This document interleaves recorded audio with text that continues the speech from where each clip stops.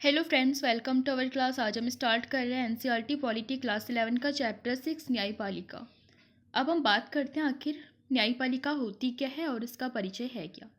आमतौर पर न्यायालय को विभिन्न व्यक्तियों या निजी संस्थाओं के आपसी विवादों को सुलझाने वाले पंच के रूप में देखा जाता है, लेकिन न्यायपालिका कुछ महत्वपूर्ण राजनीतिक कामों को भी अंजाम देती है। न्यायपालिका सरकार का एक महत्वपूर्ण अंग है। भारत का सर्वोच्च न्यायालय वास्तव में विश्व के सबसे शक्तिशाली न्यायालयों में से एक है। 1950 से ही न्यायपालिका ने संविधान की व्याख्या और सुरक्षा करने में महत्वपूर्ण भूमिका निभाई है।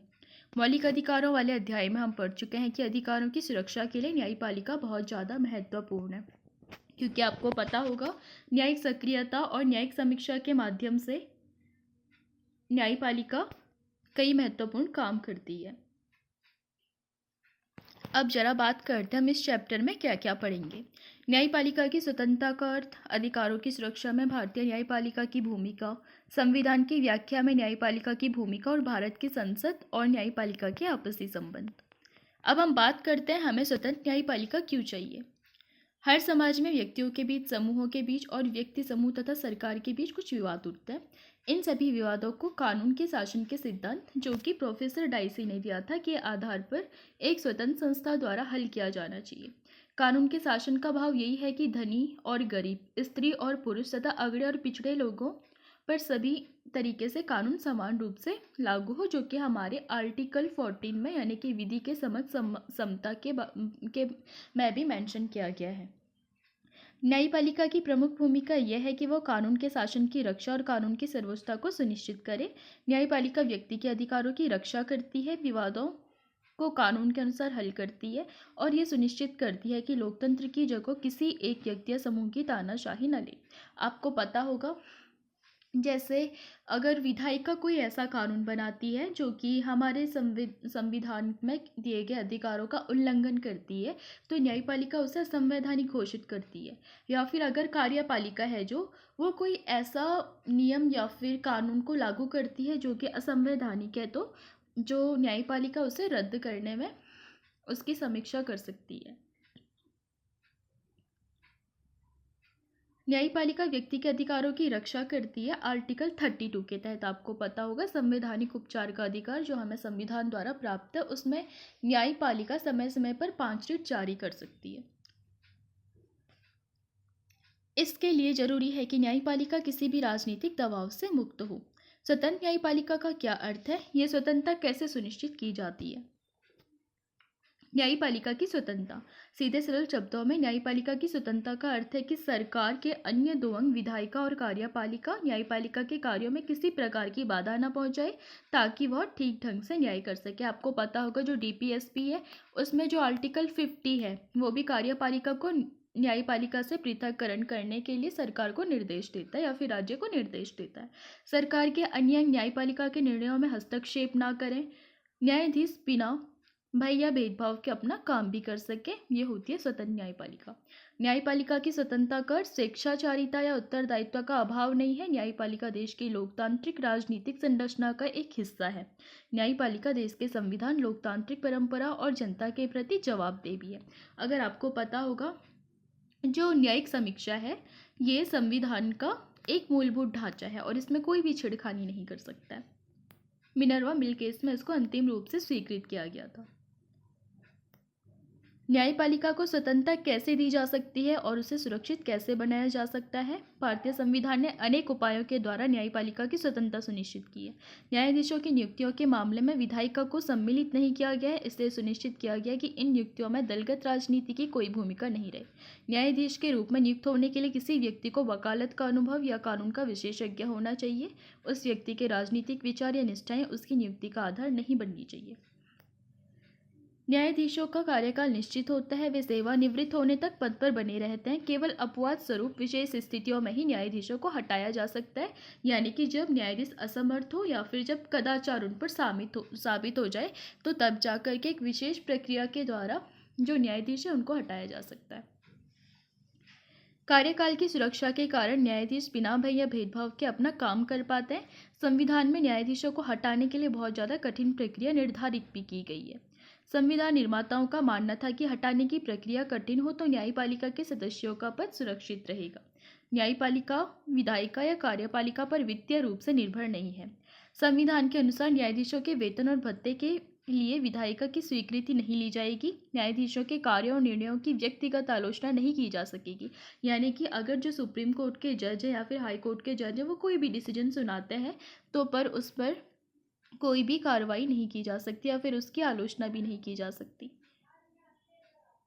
अगर कोई न्यायालय की अवमानना का दोषी पाया जाता है तो न्यायपालिका को उसे दंडित करने का अधिकार भी है। और आपको पता होगा आर्टिकल 19 के जो आर्टिकल्स है उन पर भी कुछ पाबंदी लगती है अगर न्यायालय की अवमानना हो तो। माना जाता है कि इस अधिकार से न्यायाधीशों को सुरक्षा मिलेगी और कोई भी उनकी नाजायज आलोचना नहीं कर पाएगा। संसद न्यायाधीशों के आचरण पर केवल तभी चर्चा कर सकती है जब वह उनको हटाने के प्रस्ताव पर विचार कर रही हो। इससे न्यायपालिका आलोचना के भय से मुक्त होकर स्वतंत्र रूप से निर्णय कर सकती है। न्यायाधीशों की नियुक्ति। न्यायाधीशों की नियुक्ति कभी भी राजनीतिक रूप से निर्विवाद नहीं रही है। ये राजनीतिक प्रक्रिया का एक हिस्सा है। ये बात अपने आप में महत्वपूर्ण हो जाती है कि उच्च न्यायालय और सर्वोच्च न्यायालय में न्यायाधीश है कौन। इससे संविधान की व्याख्या पर फर्क पड़ सकता है। न्यायाधीश का राजनीतिक दर्शन क्या है, सक्रिय और मुखर न्यायपालिका के बारे में उसकी क्या राय है, नियंत्रित और प्रतिबद्ध न्यायपालिका के विषय में उसके क्या विचार है, इन सब बातों का प्रभाव लागू किए जाने वाले कानूनों पर पड़ता है। मंत्रिमंडल, राज्यपाल, मुख्यमंत्री और भारत के मुख्य न्यायाधीश ये सभी न्यायिक नियुक्ति की प्रक्रिया को प्रभावित करता है। भारत के मुख्य न्यायाधीश की नियुक्ति के मामले में वर्षों से परंपरा बन गई है कि जो सर्वोच्च न्यायालय है उनके जो सबसे वरिष्ठ न्यायाधीश हैं इस पद पर उनको नियुक्त किया जाएगा। लेकिन इस परंपरा को 2 बार तोड़ा भी गया है। जैसे 1973 में 3 वरिष्ठ न्यायाधीशों को छोड़ करके न्यायमूर्ति A.N. रे को भारत का मुख्य न्यायाधीश नियुक्त किया गया था। फिर 1975 में न्यायमूर्ति HR खन्ना को पीछे छोड़ते हुए न्यायमूर्ति M.H. बेग की नियुक्ति की गई थी। सर्वोच्च न्यायालय और उच्च न्यायालय के अन्य न्यायाधीशों की नियुक्ति राष्ट्रपति भारत के मुख्य न्यायाधीश की सलाह से करता है। इसका अर्थ यह हुआ कि नियुक्तियों के संबंध में वास्तविक शक्ति मंत्रिपरिषद के पास ही है। फिर मुख्य न्यायाधीश से सलाह का क्या महत्व है। 1982 से 1998 के बीच ये विषय बार बार सर्वोच्च न्यायालय के सामने आया। शुरू में न्यायालय का विचार था कि मुख्य न्यायाधीश की भूमिका पूरी तरह से सलाहकार की है, लेकिन बाद में न्यायालय ने माना कि मुख्य न्यायाधीश की सलाह राष्ट्रपति को जरूर माननी चाहिए। आखिरकार सर्वोच्च न्यायालय ने एक नई व्यवस्था की। इसके अनुसार सर्वोच्च न्यायालय का मुख्य न्यायाधीश अन्य 4 वरिष्ठतम न्यायाधीशों की सलाह से कुछ नाम प्रस्तावित करेगा और इसी में से राष्ट्रपति नियुक्तियां करेगा। इस प्रकार सर्वोच्च न्यायालय ने नियुक्तियों की सिफारिश के संबंध में सामूहिकता का सिद्धांत स्थापित किया। इसी कारण आजकल नियुक्तियों के संबंध में सर्वोच्च न्यायालय के वरिष्ठ न्यायाधीशों के समूह का ज़्यादा प्रभाव है, जिसको आप कहते हैं कोलेजियम प्रणाली। इस तरह न्यायपालिका की नियुक्ति में सर्वोच्च न्यायालय और मंत्रिपरिषद महत्वपूर्ण भूमिका निभाता है। आपको पता होगा जो ये कोलेजियम प्रणाली है इसके लिए कई बार विवाद भी होता है कि NJAC ज़्यादा बेटर है या फिर कोलेजियम। तो अभी भी जो हमारे यहाँ पे चल रहा है वो है कोलेजियम प्रणाली। न्यायाधीशों को पद से हटाना। सर्वोच्च न्यायालय और उच्च न्यायालयों के न्यायाधीशों को उनके पद से हटाना काफ़ी कठिन है। कदाचार साबित होने या फिर अयोग्यता की दशा में ही उन्हें पद से हटाया जा सकता है। न्यायाधीश के विरुद्ध आरोपों पर संसद के एक विशेष बहुमत की स्वीकृति जरूरी होती है। क्या आपको याद है कि विशेष बहुमत क्या है? आप इसे कमेंट सेक्शन में आंसर दे सकते हैं। इसे हमने चुनाव वाले अध्याय में पढ़ा है। इससे स्पष्ट है कि न्यायाधीश को हटाने की प्रक्रिया अत्यंत कठिन है और जब तक संसद के सदस्यों में आम सहमति न हो तब तक किसी न्यायाधीश को हटाया नहीं जा सकता। ये भी गौरतलब है कि जहां उनकी नियुक्ति में कार्यपालिका की महत्वपूर्ण भूमिका है वहीं उनको हटाने की शक्ति विधायिका के पास है। इसके द्वारा सुनिश्चित किया गया है कि न्यायपालिका की स्वतंत्रता बची रहे और शक्ति संतुलन भी बना रहे। अब तक संसद के पास किसी न्यायाधीश को हटाने का केवल एक प्रस्ताव विचार के लिए आया है। इस मामले में हालांकि 2/3 सदस्यों ने प्रस्ताव के पक्ष में मत दिया था, लेकिन न्यायाधीश को हटाया नहीं जा सका क्योंकि प्रस्ताव पर सदन की कुल सदस्य संख्या का बहुमत प्राप्त न हो सका। अब जरा बात करते हैं न्यायाधीश को हटाने का पहला असफल प्रयास।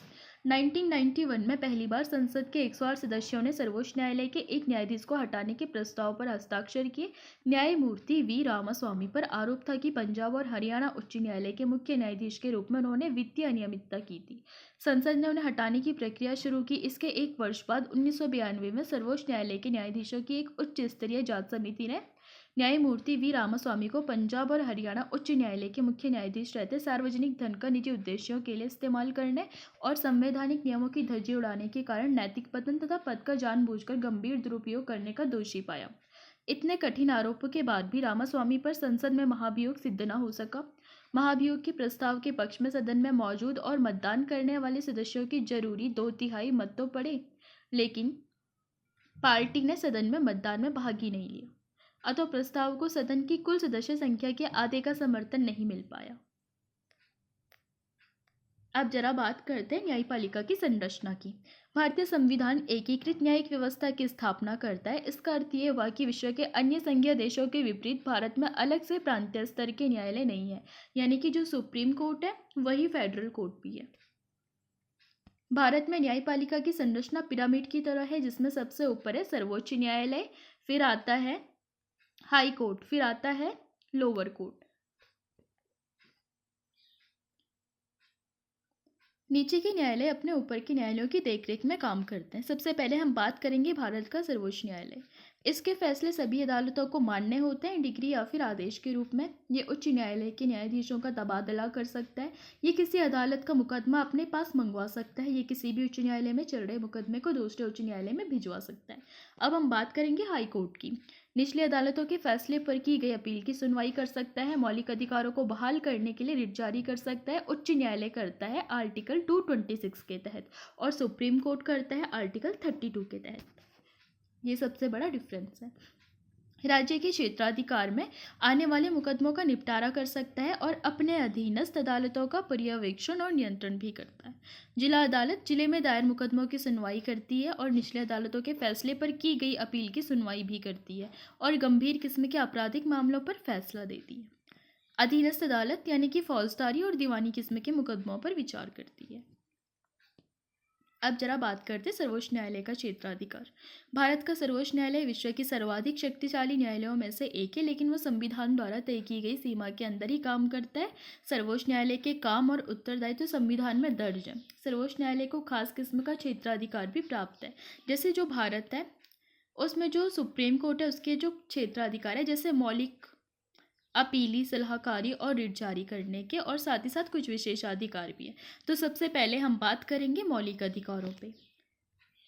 संघ और राज्यों के बीच के तथा विभिन्न राज्यों के आपसी विवादों का जो निपटारा होता है ये इसके मौलिक अधिकारों में आता है। और अगर आपको पता होगा, जब दो राज्य हैं या तो उनमें होगा सीमा के आधार पर या फिर होगा नदियों के बंटवारे के आधार पर। जैसे हम देख सकते हैं मौलिक अधिकार का जो एग्जाम्पल हम ले सकते हैं बेलगामी को। बेलगामी कर्नाटक और महाराष्ट्र के बीच में यानी कि सीमा में एक गांव है। तो वहाँ पर क्या होता है कि जो महाराष्ट्र है वो दावा करता है कि जो बेलगामी है यहाँ पर मराठी बोलने वाले ज़्यादा हैं तो उसको महाराष्ट्र में शामिल कर देना चाहिए। जो कर्नाटक है वो बोलता है कि जो पुनर्गठन जो एक्ट था राज्यों के पुनर्गठन संबंधी, तो उसके हिसाब से इसको कर्नाटक में शामिल किया गया था। तो ये उस समय से कर्नाटक का हिस्सा है, लेकिन महाराष्ट्र दावा करता है कि यहाँ पे मराठी ज़्यादा बोलते हैं। तो ये जो केस किया था सुप्रीम कोर्ट में गया था 2006 में और अभी तक चला आ रहा है, लेकिन अभी तक ये सॉल्व हो नहीं पाया है। हालांकि ये सॉल्व नहीं हो पाया, लेकिन जो भी मतलब सुप्रीम कोर्ट इस पर डिसीजन करता है या फिर कार्रवाई करता है वो अपने मौलिक अधिकार के तहत ही करता है। इसके अलावा अगर दो राज्य हैं उनमें करों से संबंधित कोई इश्यू हो गया या फिर जल विवाद से रिलेटेड कोई इश्यू हो गया तो वो भी सुप्रीम कोर्ट के मौलिक अधिकार में ही आता है। दूसरा हो गया अपीली। दीवानी, फौजदारी तथा संवैधानिक सवालों से जुड़े अधीनस्थ न्यायालयों के मुकदमों की अपील पर सुनवाई करना। यानी कि अगर कोई अधीनस्थ न्यायालय है या फिर कोई ऐसा न्यायालय है जहाँ पर जैसे कोई एक कोर्ट है जो कि सुप्रीम कोर्ट से निचले उस पर आता है, तो फिर अगर वहाँ पर किसी के मौलिक अधिकारों का हनन हुआ है या फिर जैसे संवैधानिक व्याख्या के मामले में हो गया या फिर किसी को गलत तरीके से सजा मिली है, लाइक किसी को किसी काम के लिए मृत्युदंड मिल गया, तो वो अगर जा कर के सुप्रीम कोर्ट के पास जाता है तो वहाँ पर सुप्रीम कोर्ट उस पर कार्रवाई करेगा, उसकी सुनवाई करेगा। इसकी सलाहकारी शक्तियों में लाइक जैसे जनहित के मामलों तथा कानून के मसले पर राष्ट्रपति को सलाह देना। जैसे संविधान की व्याख्या के संबंध में, या फिर आज़ादी से पहले के जो संविधान के कुछ प्रावधान थे, या फिर कुछ ऐसे कानून जो संविधान से पहले बन चुके हैं, या फिर कुछ ऐसे कानून जो संविधान के बाद बने हुए हैं, तो उन चीज़ों की व्याख्या के मामले में या फिर राष्ट्रीय हित के मामले में जो सुप्रीम कोर्ट है वो राष्ट्रपति को सलाह दे सकता है। इसके अलावा रिट व्यक्ति के मौलिक अधिकारों की रक्षा के लिए बंदी प्रत्यक्षीकरण, परमादेश, निषेधादेश, उत्प्रेषण लेख तथा अधिकार परीक्षा जारी करने का सुप्रीम कोर्ट को राइट है आर्टिकल 32 के तहत। इसमें सबसे पहले बंदी प्रत्यक्षीकरण, जैसे किसी भी कैदी को कैद कर लिया गया और उसके मौलिक अधिकारों का अगर हनन हो रहा है या फिर उसे समय पर मजिस्ट्रेट के सामने पेश नहीं किया जा रहा है, तो फिर वहाँ पर जो सुप्रीम कोर्ट है वो ये वाली रिट जारी कर सकती है। जैसे परमादेश हो गया, तो परमादेश का जो सामान्य अर्थ होता है मतलब परम आदेश यानी कि सर्वोच्च आदेश, जिसका मतलब होता है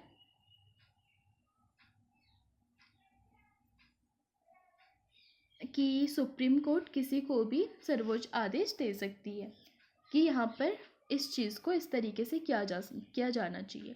या फिर निषेधादेश, इसमें होता है कि निषेध को ही प्रतिषेध भी बोलता है, तो इसमें क्या होता है कि किसी को रोकना, अगर कोई, ये न्यायिक क्षेत्राधिकार की रिट होती है, और अगर कोई भी मतलब अपने अधिकार के दायरे से बाहर का काम करता है तो फिर सुप्रीम कोर्ट उससे क्वेश्चन पूछ सकता है कि आपने किस अधिकार से ये काम किया, अगर आपने ये काम कर दिया है तो इसे वहीं पर रोक दीजिए, ये आपके अधिकार क्षेत्र में नहीं आता है। इसके अलावा उत्प्रेषण लेख, उत्प्रेषण लेख में आता है कि जो कोई निचला स्तर है, अगर कोई काम कर रहा है जो कि उसके अधिकार क्षेत्र में नहीं आता है, तो जो जिसके दायरे में वो काम आता है उसको वो चीज़ भेज दी जानी चाहिए। ये भी न्यायिक क्षेत्राधिकार का रिट है। इसके अलावा अधिकार परीक्षा में सुप्रीम कोर्ट डायरेक्ट किसी से क्वेश्चन पूछ सकती है कि आपने किस अधिकार से काम किया है। अब कुछ विशेषाधिकार भी है, लाइक जैसे भारतीय भूभाग की किसी अदालत द्वारा पारित मामले या दिए गए फैसले पर स्पेशल लेख या फिर पिटीशन के तहत की गई अपील पर सुनवाई करने की शक्ति। जरा बात करते हैं मौलिक क्षेत्राधिकार की और डिटेल में। मौलिक क्षेत्राधिकार का अर्थ है कि कुछ मुकदमों की सुनवाई सीधे सर्वोच्च न्यायालय कर सकता है। ऐसे मुकदमों में पहली निचली अदालतों में सुनवाई जरूरी नहीं है। ऊपर के चित्र में आपने देखा कि संघीय संबंधों से जुड़े मुकदमे सीधे सर्वोच्च न्यायालय में जाते हैं। सर्वोच्च न्यायालय का मौलिक क्षेत्राधिकार उसे संघीय मामलों से संबंधित सभी विवादों में एक अंपायर या फिर निर्णायक की भूमिका देता है। किसी भी संघीय व्यवस्था में केंद्र और राज्यों के बीच तथा विभिन्न राज्यों में परस्पर कानूनी विवादों का उठना स्वाभाविक है। जैसे अगर आप मौलिक क्षेत्राधिकार की बात भी करें, जैसे तमिलनाडु ने जो केस किया था सेंटर पे, तो वो भी मान सकते हैं हम इसके मौलिक क्षेत्राधिकार पे आएगा। जो तमिलनाडु, उसने एनईपी से रिलेटेड एक केस किया था सेंट्रल गवर्नमेंट पे कि वो उन्होंने एनईपी ज्वाइन नहीं की, तो एनईपी से जुड़ी जैसे पीएम श्री स्कीम हो गई, तो उसका जो भी मुआवजा है या फिर जो भी खर्चा है वो तमिलनाडु गवर्नमेंट को नहीं दे रही है केंद्र सरकार, क्योंकि केंद्र सरकार का मानना है कि जो तमिलनाडु गवर्नमेंट है उसको पहले एनईपी 2020 पर एमओयू के सिग्नेचर करने पड़ेंगे, तब जा करके उसको बाकी के स्कीम्स के भी फ़ायदे मिलेंगे। लेकिन वहीं तमिलनाडु चाहती है कि वो एनईपी ज्वाइन नहीं करना चाहती है और सीधे सीधे इस चीज़ को उसको भी मतलब फ़ायदा मिलना चाहिए। तो कहीं ना कहीं जब इस चीज़ में विवाद हुआ तो जो तमिलनाडु गवर्नमेंट है उसने भी सुप्रीम कोर्ट में जा कर के इस केस को डाला सेंट्रल गवर्नमेंट के अगेंस्ट। तो कहीं ना कहीं ये मौलिक क्षेत्राधिकार में आएगा। जैसे सेंटर एक स्टेट के साथ कोई विवाद है, इन विवादों को हल करने की जिम्मेदारी सर्वोच्च न्यायालय की है। इसे मौलिक क्षेत्राधिकार इसलिए कहते हैं क्योंकि इन मामलों को केवल सर्वोच्च न्यायालय ही हल कर सकता है।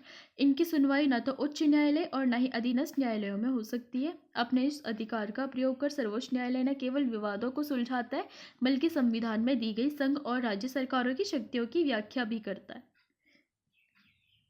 रिट संबंधी क्षेत्राधिकार, जैसे कि आपने मौलिक अधिकारों वाले अध्याय में पढ़ा कि मौलिक अधिकारों के उल्लंघन पर कोई भी व्यक्ति इंसाफ पाने के लिए सीधे सर्वोच्च न्यायालय जा सकता है आर्टिकल 32 के तहत, जिसमें संवैधानिक उपचार का अधिकार हमारा मेंशन है। सर्वोच्च न्यायालय अपने विशेष आदेश रिट के रूप में दे सकता है। उच्च न्यायालय भी रिट जारी कर सकते हैं, और जो उच्च न्यायालय यानी कि हाई कोर्ट है वो 226 के आधार पर रिट जारी करता है। लेकिन जिस व्यक्ति के मौलिक अधिकारों का उल्लंघन हुआ है उसके पास विकल्प है कि वो चाहे तो हाई कोर्ट में जाए या फिर सीधे सुप्रीम कोर्ट में जाए। इंडिटो के माध्यम से न्यायालय कार्यपालिका को कुछ करने या फिर ना करने का आदेश दे सकता है।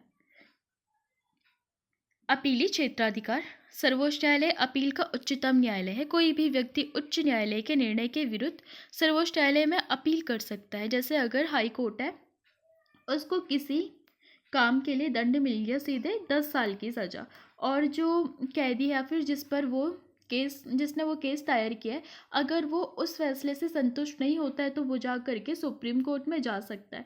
तो चाहे तो सुप्रीम कोर्ट उसकी सज़ा को बरकरार रखे या फिर जिस हिसाब से भी न्याय होता है उसके हिसाब से या तो वो कम करेगा या फिर उतना ही रखेगा या फिर उससे रिलेटेड कोई फैसला दे सकता है। लेकिन उच्च न्यायालय को ये प्रमाण पत्र देना पड़ता है कि वो मुकदमा सर्वोच्च न्यायालय में अपील करने लायक है, अर्थात उसमें संविधान या कानून की व्याख्या करने जैसा कोई गंभीर मामला उलझे, ये वाली शर्त के आधार पर। अगर फौजदारी के मामले में निचली अदालत किसी को फांसी की सजा दे दे तो उसकी अपील सर्वोच्च या उच्च न्यायालय में की जा सकती है। यदि किसी मुकदमे में उच्च न्यायालय अपील की आज्ञा ना दे तब भी सर्वोच्च न्यायालय के पास ये शक्ति है कि वह उस मुकदमे में की गई अपील को विचार करने के लिए स्वीकार करे। अपीली क्षेत्राधिकार का मतलब होता है कि सर्वोच्च न्यायालय पूरे मुकदमे पर पुनर्विचार करेगा और उसके कानूनी मुद्दों की दोबारा जांच करेगा। यदि न्यायालय को लगता है कि कानून या संविधान का वह अर्थ नहीं है जो निचली अदालतों ने समझा, तो सर्वोच्च न्यायालय उसके निर्णय को बदल सकता है तथा इसके साथ उन प्रावधानों की नई व्याख्या भी दे सकता है। उच्च न्यायालयों को भी अपने नीचे की अदालतों के निर्णय के विरुद्ध अपीली क्षेत्राधिकार है। सलाह संबंधी क्षेत्राधिकार।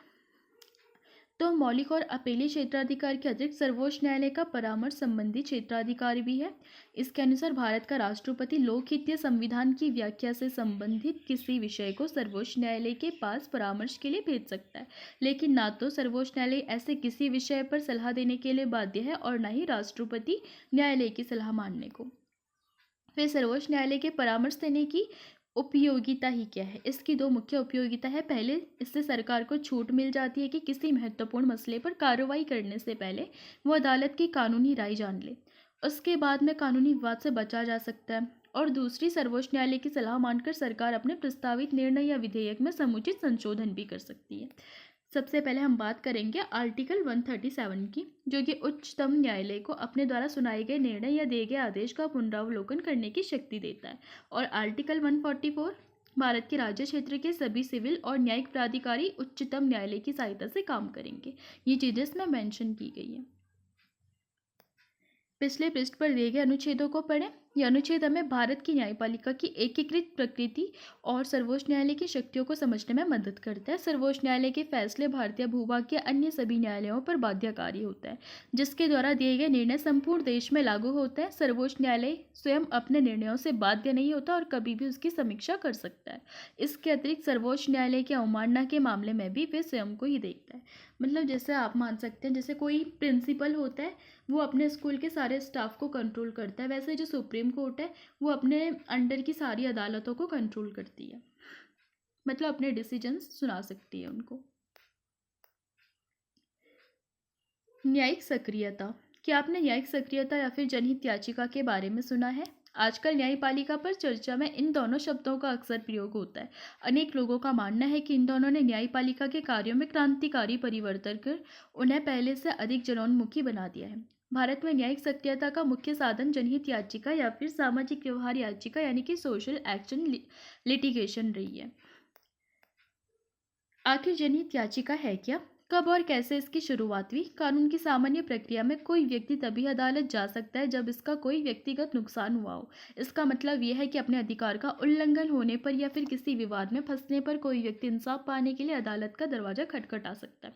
1979 में इस अवधारणा में बदलाव आया। 1979 में इस बदलाव की शुरुआत करते हुए न्यायालय ने एक ऐसे मुकदमे की सुनवाई करने का निर्णय लिया जिसे पीड़ित लोगों ने नहीं बल्कि उसकी ओर से दूसरों ने दाखिल किया था। चूंकि इस मामले में जनहित से संबंधित एक मुद्दे पर विचार हो रहा था, अतः इससे और ऐसे ही अन्य अनेक मुकदमों को जनहित याचिकाओं का नाम दिया गया था। उसी समय सर्वोच्च न्यायालय ने कैदियों के अधिकार से संबंधित मुकदमे पर भी विचार किया था। इससे ऐसे मुकदमों की बारसी आ गई जिससे जनसेवा की भावना रखने वाले नागरिकों एवं स्वयंसेवी संगठनों ने अधिकारों की रक्षा, गरीबों के जीवन को और बेहतर बनाने, पर्यावरण की सुरक्षा और लोकहित से जुड़े अनेक मुद्दों पर न्यायपालिका से हस्तक्षेप की मांग की थी। जनहित याचिका न्यायिक सक्रियता का सबसे प्रभावी साधन है वर्तमान समय में। किसी के द्वारा मुकदमा करने पर उस मुद्दे पर विचार करने के बजाय न्यायपालिका ने अखबार में छपी खबरों और डाक से प्राप्त शिकायतों को आधार बनाकर उन पर विचार करना शुरू किया। इस तरह न्यायपालिका की नई भूमिका न्यायिक सक्रियता के रूप में लोकप्रिय हुई थी। कुछ प्रारंभिक जनहित याचिकाएं यहाँ पर मेंशन की गई, जैसे कि 1979 में समाचार पत्रों में विचाराधीन कैदियों के बारे में कुछ खबरें छपी। बिहार की जेलों में कैदियों को काफ़ी लंबी अवधि से बंदी बनाकर रखा जा रहा था, जिन अपराधों के लिए उन्हें गिरफ्तार किया गया था। यदि उसमें उन्हें सजा हो जाती तो भी वे उतनी लंबी अवधि के लिए कैद नहीं किए जा सकते थे। इस खबर को आधार बनाकर एक वकील ने एक याचिका दायर की। सर्वोच्च न्यायालय में यह मुकदमा चला। ये पहली जनहित याचिका के रूप में प्रसिद्ध हुई थी। ये बहुत ज़्यादा इंपॉर्टेंट है, आप इसको एग्जाम्पल में मेंशन कर सकते हैं। इस मुकदमे को हुसैन आरा खातून बनाम बिहार सरकार के नाम से भी जाना जाता है। 1980 में तिहाड़ जेल में एक बंदी ने सर्वोच्च न्यायालय के न्यायाधीश कृष्णा अय्यर को एक पत्र भेजा। इसमें बंदियों को दी जाने वाली शारीरिक यातनाओं का वर्णन किया गया। न्यायाधीश ने उसे ही एक याचिका मान लिया। यद्यपि बाद में न्यायालय ने पत्रों को याचिका के रूप में स्वीकार करने की प्रथा समाप्त कर दी, लेकिन यह मुकदमा सुनील बत्रा बनाम दिल्ली प्रशासन 1980 के नाम से शुरुआती जनहित याचिका के रूप में प्रसिद्ध हुआ था। जनहित याचिकाओं के माध्यम से न्यायालय ने अधिकारों का दायरा बढ़ाया। शुद्ध हवा पानी और अच्छा जीवन पाना पूरे समाज का अधिकार है, ये चीज़ें जोड़ा गया था आर्टिकल 21 में। न्यायालय का मानना था कि समाज के सदस्य के रूप में अधिकारों के उल्लंघन पर व्यक्तियों को इंसाफ की गुहार लगाने का अधिकार है। इसके अतिरिक्त 1980 के बाद जनहित याचिकाओं और न्यायिक सक्रियता के द्वारा न्यायपालिका ने उन मामलों में भी रुचि दिखाई जहां समाज के कुछ वर्गों के लोग आसानी से अदालत की शरण नहीं ले सकते। इस उद्देश्य की पूर्ति के लिए न्यायालय ने जनसेवा की भावना से भरे नागरिक, सामाजिक संगठन और वकीलों को समाज के जरूरतमंद और गरीब लोगों की ओर से याचिकाएं दायर करने की इजाज़त की थी। न्यायिक सक्रियता का हमारी राजनीतिक व्यवस्था पर बहुत प्रभाव पड़ा। इससे न केवल व्यक्तियों बल्कि विभिन्न समूहों को भी अदालत जाने का अवसर मिला। इसने न्याय व्यवस्था को लोकतांत्रिक बनाया और कार्यपालिका उत्तरदायी बनने पर बाध्य हुई। चुनाव प्रणाली को भी इसने ज़्यादा मुक्त और निष्पक्ष बनाने का प्रयास किया था। न्यायालय ने चुनाव लड़ने वाले प्रत्याशियों को अपनी संपत्ति, आय, शैक्षणिक योग्यताओं के संबंध में शपथ पत्र देने का निर्देश दिया, जिससे लोग सही जानकारी के आधार पर अपने प्रतिनिधियों का चुनाव कर सकें। जनहित याचिकाओं की बढ़ती संख्या और सक्रिय न्यायपालिका के विचार का एक नकारात्मक पहलू भी है। इससे न्यायालयों में काम का बोझ बढ़ा है, क्योंकि आपको पता होगा एक तो उनके वैसे ही केसेस पेंडिंग, ऊपर से जनहित याचिका में भी कुछ प्रॉब्लम्स को लेके जाया जा रहा था, तो इससे क्या हुआ कि बोझ बढ़ा। दूसरी, न्यायिक सक्रियता से विधायिका, कार्यपालिका और न्यायपालिका के कामों के बीच का अंतर धुंधला हो गया और न्यायालय उन समस्याओं में उलझ गया जिसे कार्यपालिका को हल करना चाहिए। उदाहरण के लिए वायु और ध्वनि प्रदूषण दूर करना, भ्रष्टाचार के मामलों की जांच करना और चुनाव सुधार करना वास्तव में न्यायपालिका के काम नहीं है। ये सभी काम आते हैं विधायिका की देखरेख में प्रशासन को करना चाहिए। इसीलिए कुछ लोगों का मानना है कि न्यायिक सक्रियता से सरकार के तीनों अंगों के बीच पारस्परिक संतुलन रखना बहुत ज़्यादा मुश्किल हो गया है। लोकतांत्रिक शासन का आधार यह है कि सरकार का हर अंग एक दूसरे की शक्तियों और क्षेत्राधिकार का सम्मान करे, और न्यायिक सक्रियता से इस लोकतांत्रिक सिद्धांत को आघात भी पहुंच सकता है। न्यायपालिका और अधिकार। हम पहले ही देख चुके हैं कि न्यायपालिका को व्यक्ति के अधिकारों की रक्षा करने का दायित्व सौंपा गया है। संविधान ऐसी दो विधियों का वर्णन करता है जिससे सर्वोच्च न्यायालय अधिकारों की रक्षा कर सके। पहला तो ये कि अनेक रिट जैसे बंदी प्रत्यक्षीकरण, परमादेश आदि जारी करके मौलिक अधिकारों को फिर से स्थापित कर सकता है आर्टिकल 32 के तहत, और हाईकोर्ट ऐसी रिट जारी करने की शक्ति है आर्टिकल 226 के तहत। लेकिन अभी तक निचली अदालतों को ऐसा कोई भी प्रोविज़न नहीं है हमारे संविधान में कि वो भी रिट जारी करे। लेकिन अगर संसद चाहे तो फिर जो अधीनस्थ अदालत है उनको भी अधिकार दे सकती है कानून बना करके। दूसरा, सर्वोच्च न्यायालय किसी कानून को गैर संवैधानिक घोषित कर उसे लागू होने से रोक सकता है आर्टिकल 13 के तहत। ये दोनों प्रावधान एक और सर्वोच्च न्यायालय को नागरिकों के मौलिक अधिकार के संरक्षक और दूसरी ओर संविधान के व्याख्याकार के रूप में स्थापित करता है।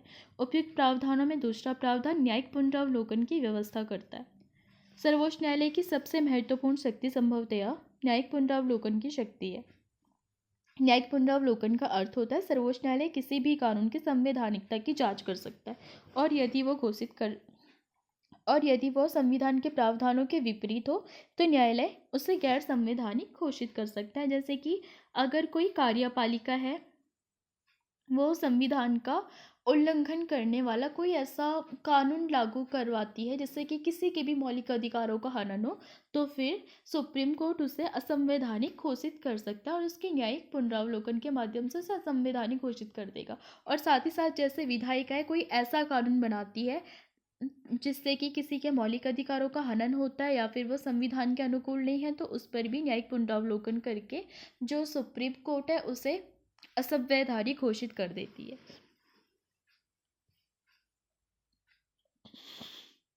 यदि वह संविधान के प्रावधानों के विपरीत हो तो। संविधान में कहीं भी न्यायिक पुनरावलोकन शब्द का प्रयोग नहीं किया गया है, लेकिन भारत में संविधान लिखित है और इसमें दर्ज है कि मूल अधिकारों के विपरीत होने पर सर्वोच्च न्यायालय किसी भी कानून को निरस्त कर सकता है। इन तथ्यों के कारण भारत के संविधान में न्यायिक पुनरावलोकन शब्द का प्रयोग न होने पर भी ये शक्ति सर्वोच्च न्यायालय को प्राप्त है। इसके अलावा हमने सर्वोच्च न्यायालय के क्षेत्राधिकार का अध्ययन करते समय देखा कि संघीय संबंधों के मामले में भी सर्वोच्च न्यायालय अपनी न्यायिक पुनरावलोकन की शक्ति का प्रयोग कर सकता है। ऐसा करके वो किसी भी कानून को संविधान में निहित शक्ति के बंटवारे में योजना के विरुद्ध होने से रोकता है। मान लीजिए कि केंद्र सरकार कोई कानून बनाती है और कुछ राज्यों को ऐसा लगे कि इस कानून का विषय तो राज्य सूची में है, तब वे सर्वोच्च न्यायालय में जा सकते हैं और यदि न्यायालय उससे सहमत हो तो वह उस कानून को असंवैधानिक घोषित कर सकता है। इस प्रकार सर्वोच्च न्यायालय न्यायिक पुनरावलोकन की शक्ति के द्वारा ऐसे किसी भी कानून का परीक्षण कर सकता है जो मौलिक अधिकारों का उल्लंघन करता हो या फिर संविधान में शक्ति विभाजन योजना के प्रतिकूल हो।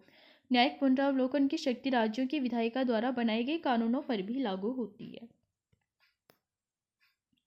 रिट जारी करने की और न्यायिक पुनरावलोकन की शक्तियां सर्वोच्च न्यायालय को अत्यंत शक्तिशाली बना देती है। न्यायिक पुनरावलोकन की शक्ति का मतलब हुआ कि न्यायपालिका विधायिका द्वारा पारित कानूनों की और संविधान की व्याख्या कर सकती है।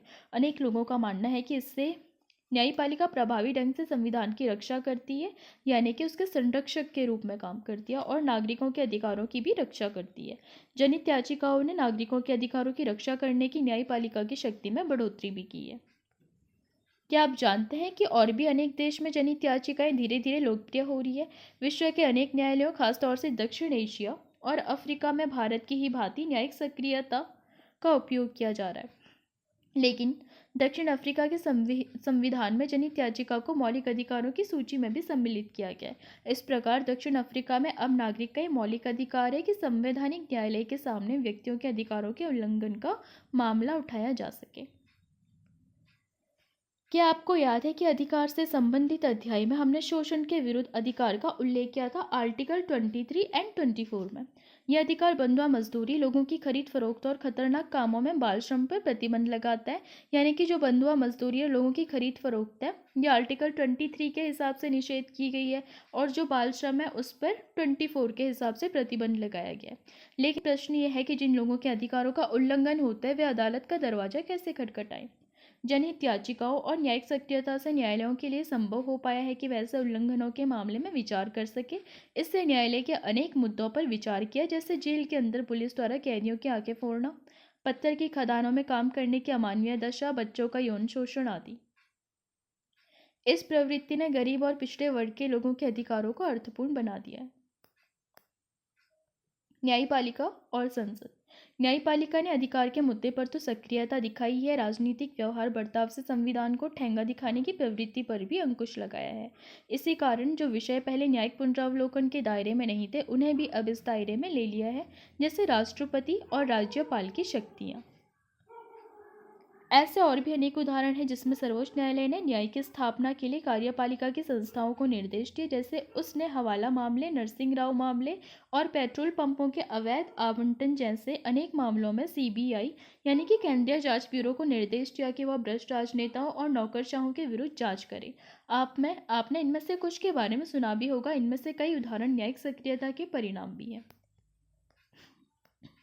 भारतीय संविधान शक्ति के सीमित बंटवारे, अवरोध तथा संतुलन एक सुंदर सिद्धांत पर आधारित है। इसका मतलब यह है कि सरकार के प्रत्येक अंग का एक स्पष्ट कार्यक्षेत्र है। संसद कानून बनाने और संविधान का संशोधन करने में सर्वोच्च है। कार्यपालिका उन्हें लागू करने तथा न्यायपालिका विवादों को सुलझाने और सुनिश्चित करने में सर्वोच्च है कि क्या बनाए गए कानून संविधान के अनुकूल है। इस स्पष्ट कार्य विभाजन के बावजूद संसद और न्यायपालिका तथा कार्यपालिका और न्यायपालिका के बीच टकराव भारतीय राजनीति की विशेषता रही है। हमने संपत्ति के अधिकार और संसद की संविधान को संशोधित करने की शक्ति के संबंध में संसद और न्यायपालिका के बीच हुए टकराव के पीछे उल्लेख किया है। आइए इसे एक बार फिर से दोहरा लेते हैं। संविधान लागू होने के तुरंत बाद संपत्ति के अधिकार पर रोक लगाने की संसद की शक्ति पर विवाद खड़ा हो गया था। संसद संपत्ति रखने के अधिकार पर कुछ प्रतिबंध लगाना चाहती थी जिससे कि भूमि सुधारों को लागू किया जा सके। न्यायालय ने निर्णय दिया कि संसद मौलिक अधिकारों को सीमित नहीं रख सकती। आपको पता होगा भूमि सुधार यानी कि संपत्ति का अधिकार था पहले 19 के एफ में था और साथ ही साथ आर्टिकल 31 में भी ये मेंशन किया गया था। लेकिन जब इस पर टकराव किया गया तो संसद ने संविधान को संशोधित करने का प्रयास किया था, लेकिन न्यायालय ने कहा था कि संविधान के संशोधन के द्वारा भी मौलिक अधिकारों को सीमित नहीं किया जा सकता। संसद और न्यायपालिका के बीच विवाद के कारण कुछ निम्नलिखित मुद्दे थे, जैसे कि निजी संपत्ति के अधिकार का दायरा क्या होगा और मौलिक अधिकारों को सीमित, प्रतिबंधित और समाप्त करने की संसद की शक्ति का दायरा क्या होगा और संसद द्वारा संविधान संशोधन करने की शक्ति का दायरा क्या है। क्या संसद नीति निर्देशक तत्वों को लागू करने के लिए ऐसे कानून बना सकती है जो मौलिक अधिकारों को प्रतिबंधित करे।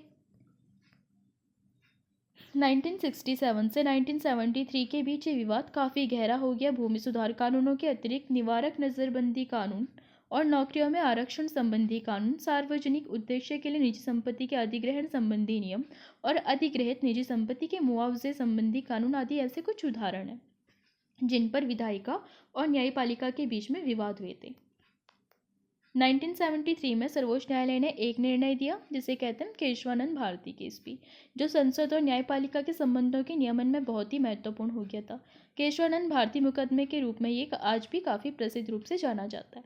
इस मुकदमे में न्यायालय ने निर्णय दिया कि संविधान का एक मूलभूत ढांचा है और संसद सहित उसमें कोई भी मूलभूत ढांचे से कोई छेड़खानी नहीं कर सकता। संविधान संशोधन द्वारा भी इस मूल ढांचे को नहीं बदला जा सकता। न्यायालय ने दो और काम किए। संपत्ति के अधिकार के विवादास्पद मुद्दे के बारे में न्यायालय ने कहा कि ये मूल ढांचे का हिस्सा नहीं है और इसीलिए उस पर समुचित प्रतिबंध लगाया जा सकता है। दूसरी ओर न्यायालय ने निर्णय दिया कि कोई मुद्दा मूलभूत ढांचे का हिस्सा है या नहीं, ये डिसीजन देगा सुप्रीम कोर्ट। ये निर्णय न्यायपालिका द्वारा संविधान की व्याख्या करने की शक्ति का सर्वोत्तम उदाहरण भी है। इस निर्णय ने विधायिका और न्यायपालिका के बीच विवादों की प्रकृति ही बदल दी। जैसे कि हम पहले पढ़ चुके हैं कि संपत्ति के अधिकार को मौलिक अधिकारों की सूची से 1979 में हटा दिया गया था और इसने शासन के इन दो अंगों के बीच संबंधों की प्रकृति बदल दी थी। और अभी आपको पता होगा 300 के ए में संपत्ति का अधिकार है, जो कि अब मौलिक अधिकार न होकर के संवैधानिक और कानूनी अधिकार के रूप में जाना जाता है। फिर भी इन दोनों के बीच विवाद के कुछ बिंदु बचे हैं, जैसे क्या न्यायपालिका विधायिका की कार्यवाही का नियमन और उसमें हस्तक्षेप कर उसे नियंत्रित कर सकती है, या फिर संसदीय व्यवस्था में संसद को अपना संचालन खुद करने तथा अपने सदस्यों का व्यवहार नियंत्रित करने की शक्ति है। संसदीय व्यवस्था में विधायिका को विशेषाधिकार के हनन का दोषी पाए जाने पर अपने सदस्यों को दंडित करने का अधिकार है। जो व्यक्ति विधायिका के विशेषाधिकार हनन का दोषी हो, क्या वह न्यायालय की शरण ले सकता है? सदन के किसी सदस्य के विरुद्ध स्वयं सदन द्वारा यदि कोई अनुशासनात्मक कार्रवाई की जाती है तो क्या वह सदस्य न्यायालय से सुरक्षा प्राप्त कर सकता है? ये मुद्दे अभी भी सुलझ नहीं पाए हैं और दोनों के बीच विवाद का विषय बने रहते हैं। इसी प्रकार संविधान ये व्यवस्था करता है कि न्यायाधीशों के आचरण पर संसद में चर्चा नहीं हो सकती, लेकिन अनेक अवसरों पर संसद और राज्यों की विधानसभाओं में न्यायपालिका के आचरण पर उंगली उठाई गई। इसी प्रकार न्यायपालिका ने भी अनेक अवसरों पर विधायिका की आलोचना की है, उनके विधायी कार्यों के संबंध में कुछ निर्देश भी दिए। विधायिका इसे संसदीय संप्रभुता के सिद्धांत के उल्लंघन के रूप में देखती है। इन मुद्दों से स्पष्ट होता है कि सरकार के किन्हीं दो अंगों के बीच संतुलन कितना संवेदनशील है और लोकतंत्र में सरकार के एक अंग का दूसरे अंग की सत्ता के प्रति सम्मान बरतना कितना जरूरी है। इस अध्याय में आपने अपनी लोकतांत्रिक संरचना में न्यायपालिका की भूमिका का अध्ययन किया। न्यायपालिका, विधायिका और कार्यपालिका के बीच समय समय पर उठने वाले विवादों के बावजूद न्यायपालिका की साख बढ़ी है। न्यायपालिका से कुछ और भी अपेक्षाएं हैं। आम आदमी को आश्चर्य होता है कि किस आसानी से अनेक दोषी लोग न्यायपालिका से बेदाग बरी हो जाते हैं और कैसे धनी और दबंगों के असर में गवाह अपने बयान से मुकर जाते हैं। ये कुछ ऐसे मुद्दे हैं जिनके बारे में स्वयं न्यायपालिका भी चिंतित है। इस अध्याय में आपने देखा कि भारत में न्यायपालिका बहुत शक्तिशाली संस्था है। इस शक्ति ने बड़े आश्चर्य और बहुत सी आशाओं को जन्म दिया है। भारतीय न्यायपालिका अपनी स्वतंत्रता के लिए भी जानी जाती है। अनेक निर्णयों के माध्यम से न्यायपालिका ने संविधान की कई व्याख्याएं दी और नागरिकों के अधिकारों की रक्षा भी की है। जैसे कि हमने इस अध्याय में देखा, लोकतंत्र वास्तव में विधायिका और न्यायपालिका के बीच एक अत्यंत संवेदनशील संतुलन पर आधारित है और इन दोनों को संविधान की सीमाओं के अंदर ही रहकर काम भी करना पड़ता है। अब जरा बात करते हैं विधिक सेवा दिवस 2018 के बारे में, जो कि विधेयक सेवा प्राधिकरण के उद्देश्य की बात करता है। जैसे कि निःशुल्क कानूनी सहायता प्रदान करना, जो कि हमको आर्टिकल 39A में दिया गया है। DPSP के तहत राज्यों को निर्देश कि वो सभी को निःशुल्क कानूनी सहायता पहुंचाए, और ये हमको आर्टिकल 21 में भी मिला है। कानूनी साक्षरता फैलाना, लोक अदालतों का आयोजन करना, विवाद निपटारे के लिए वैकल्पिक समाधानों को प्रोत्साहन देना, अपराध पीड़ित व्यक्तियों को मुआवजा देना, ये सारा है नालसा के कुछ प्रोविजंस और कार्य। निःशुल्क कानूनी सेवाएं प्राप्त करने के लिए कुछ पात्र व्यक्ति हैं, जैसे कि महिला और बच्चे, अनुसूचित जाति या जनजाति के कुछ सदस्य, औद्योगिक कामगार, बड़े पैमाने पर प्राकृतिक या फिर औद्योगिक आपदा, जातीय हिंसा, बाढ़, सूखा, भूकंप से पीड़ित लोग। इसके अलावा विकलांग व्यक्ति, हिरासत में व्यक्ति, वे व्यक्ति जिनकी वार्षिक आय 1 लाख रुपये से कम है या फिर जो आय सीमा के केंद्र या राज्य सरकार अधिसूचित करती है, या फिर मानव तस्करी या फिर बेगार से पीड़ित लोगों के लिए निःशुल्क विधिक सहायता होनी चाहिए। इसके अलावा निःशुल्क कानूनी सेवा सभी दीवानी, फौजदारी, राजस्व और प्रशासनिक मुकदमों के लिए दी जाती है। निःशुल्क कानूनी सेवाएं प्रदान करने के लिए निम्नलिखित विधिक सेवा संस्थाएं हैं, जैसे कि राष्ट्रीय स्तर पर राष्ट्रीय विधिक सेवा प्राधिकरण, राज्य स्तर पर राज्य विधिक सेवा प्राधिकरण, जिला स्तर पर जिला विधिक सेवा प्राधिकरण, उपमंडल या फिर तालुका स्तर पर उपमंडल तालुका विधिक सेवा समिति, उच्च न्यायालय विधिक सेवा समिति है उच्च न्यायालय के स्तर पर, और उच्चतम न्यायालय स्तर पर है सर्वोच्च न्यायालय विधिक सेवा समिति। तो ये काफ़ी इंपॉर्टेंट पोर्शन है, आप इसको थोड़ा ध्यान से पढ़ सकते हैं। अब आपके लिए कुछ होमवर्क। क्या न्यायपालिका की स्वतंत्रता का अर्थ यह है कि न्यायपालिका किसी के प्रति जवाबदेह नहीं है? अपना उत्तर अधिकतम 100 शब्दों में लिखें। न्यायपालिका की स्वतंत्रता को बनाए रखने के लिए संविधान के विभिन्न प्रावधान कौन कौन से हैं? और इसके अलावा एक और लास्ट क्वेश्चन आपके लिए,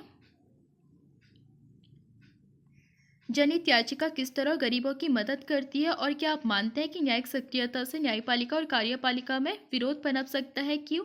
और न्यायिक सक्रियता मौलिक अधिकारों की सुरक्षा से किस रूप में जुड़ी है? क्या इससे मौलिक अधिकारों के विषय क्षेत्र को बढ़ाने में मदद मिलती है? तो मुझे लगता है आप आज का चैप्टर अच्छे से समझ गए होंगे। तो आज के लिए इतना ही, अब मिलेंगे नेक्स्ट क्लास में। अगर आपको पसंद आई तो लाइक कीजिए, शेयर कीजिए, सब्सक्राइब कीजिए, और टेलीग्राम का लिंक आपको डिस्क्रिप्शन में मिल जाएगा। आप वहाँ पर जाकर के टेलीग्राम चैनल को ज्वाइन कर सकते हैं, ताकि आपको क्लासेस अपडेट और PDF मिलती रहे। Thanks to watching.